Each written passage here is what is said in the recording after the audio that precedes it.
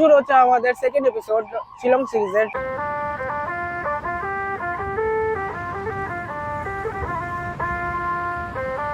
খুব কম চার্জ আছে, আমি কি জানি না যে কতখানি পৌঁছাতে পারবো, কিরকম ভাবে চার্জ দেবো ঠিক বলা যাচ্ছে না। এখন একটা হাইওয়ে ধাবাতে আছি।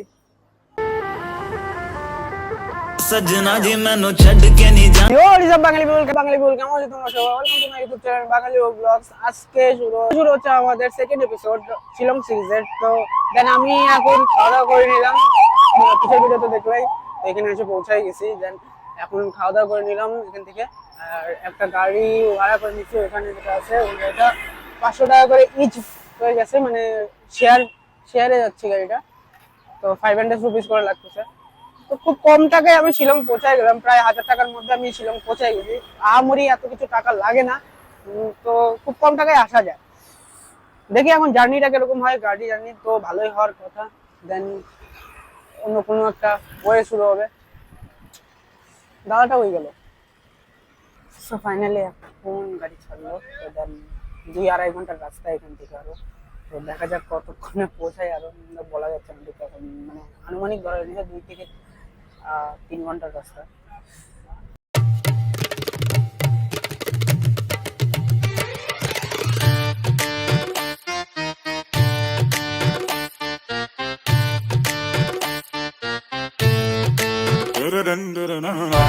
সো ফাইনালি আমি এখন চলে আসলাম মেঘালয়তে। এতক্ষণ তো রাস্তার মধ্যে তেমন ভিডিও করতে পারি না, আর মোবাইলে খুব কম চার্জ আছে। আমি কি জানি না যে কতখানি পৌঁছাতে পারবো, কিরকম ভাবে চার্জ দেবো ঠিক বলা যাচ্ছে না।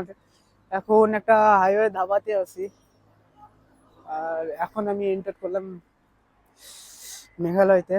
খুব ভালো লাগতেছে। এই মাঝখানে গাড়ির মধ্যে প্রচুর খারাপ লাগতেছিল বলার বাইরে, কারণ সারা রাত ঘুম হয়নি, তার মধ্যে যে পেঁচানো রাস্তা। সকালে যা খাইছিলাম বাইরে হয়ে গেছে। সারা রাস্তায় পাহাড় দেখতে দেখতে আসলাম, ভালো লাগতেছে। সামনে আরো বড় বড় পাহাড় আছে, দেখবো।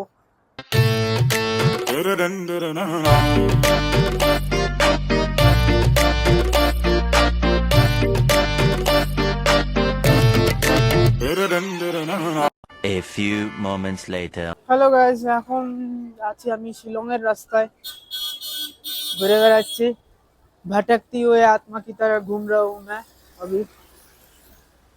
মানে অ্যাকচুয়ালি হয়ে গেছে কি, আমি গ্রুপের মধ্যে সবার আগে আগে চলে আসছি। যে দাদাদের সাথে আমার যাওয়ার কথা, সে দাদাটা আস্তে আস্তে সন্ধ্যা লেগে যাবে, কারণ ওদের গাড়ি আস্তে আস্তে অনেকটাই লেট, যার কারণে এরকম ডিলে হয়ে গেল। আর আমিও এরকম রাস্তায় রাস্তায় ঘুরতেছি, আর অতটা পরিমাণে টাকা নিয়ে আসিনি, কারণ সব টাকা আছে দাদার কাছে। যার কারণে জাস্ট আমি এই পর্যন্ত আসার খরচা আর খাওয়া দাওয়ার জাস্ট কিছু খরচা নিয়ে আসছি। মাঝখানে লোচা হয়ে গেল একদম পুরা। এখন ঘুরতেছি, এখন এদিক ওদিক। বৃষ্টি থামতেছে একটু পর পর, বাইরে হচ্ছি।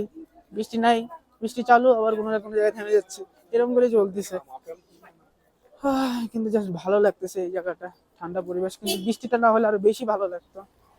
বৃষ্টির কারণে সবকিছু একদম কাহিনী বেহাল হয়ে গেছে আমার।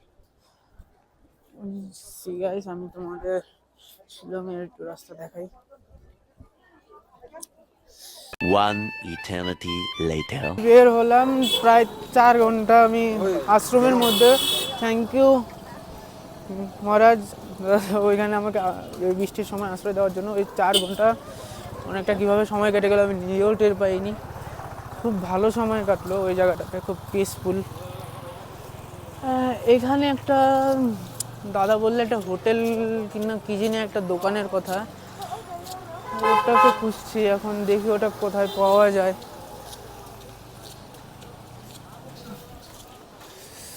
শিলংয়ের রোড। এখন একটা পুলিশ অফিসারের কাছে জিজ্ঞাসা করলাম যে কোথায় যাব। তো মানে যেখানে যাওয়া যায়, যে কোর্ট একটা নামে জায়গা, কোর্ট আছে, কোর্টের সামনে যেতে লাগবে। ঠান্ডায় কী যে কী বলছে আমি নিজেও জানি না, ব্লগ হচ্ছে না কি হচ্ছে কে জানে। তো দর্শক আমি এখান থেকে হাইটে একটু সামনে যাব। যে কোনো জায়গায় যাও, কোনো পুলিশ, ট্রাফিক পুলিশ, এদের কাছ থেকেই জিজ্ঞাসা করা, মানুষের থেকে এদের কাছ থেকে জিজ্ঞাসা করা বেশি বেটার। দিক যাই। Welcome to Shillong.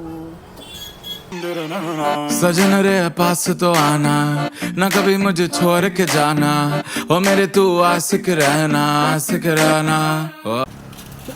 So finally আমাদের গাড়িটা চলে আসছে এতক্ষণে, 4 ঘন্টা 5.5 ঘন্টার পর গাড়িটা আসছে। কিন্তু আমার ভয় লাগতেছে এরা আস্তে আস্তে যেন বৃষ্টি না শুরু হয়ে যায়। যদি বৃষ্টি শুরু হয়ে যায় তাহলে কেস কাছে যাবে, কারণ কেস যদি একবার কাছে যায়, কারণ ভিজে যাবো, কোনো বৃষ্টির জামা কাপড় কিছু আনা হয়নি। আর কী যে হবে, ছাতিও আনিনি আমি একটা। হ্যাঁ বাস, finally finally finally finally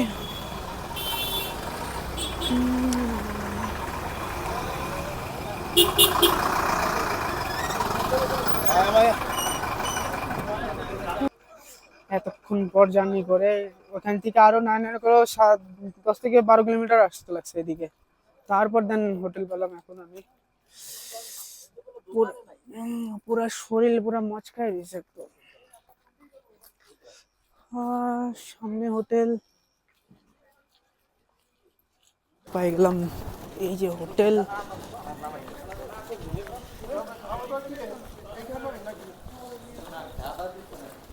Shillong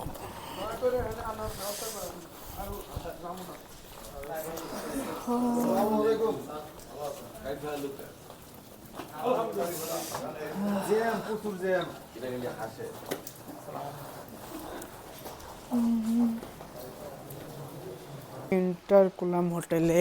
আর এতটা জার্নি করার পর আর এখন আর কিছু ভালো লাগতেছে না, এখন খালি যাচ্ছি রুমটার কখন পাওয়া যায়। এখন দেখি হারামজাদা বৃষ্টি নাই, সারাটা দিনে বৃষ্টির জন্য কী যে যন্ত্রণা ভোগ করতে লাগছে বলার বাইরে, একদমই বলার বাইরে।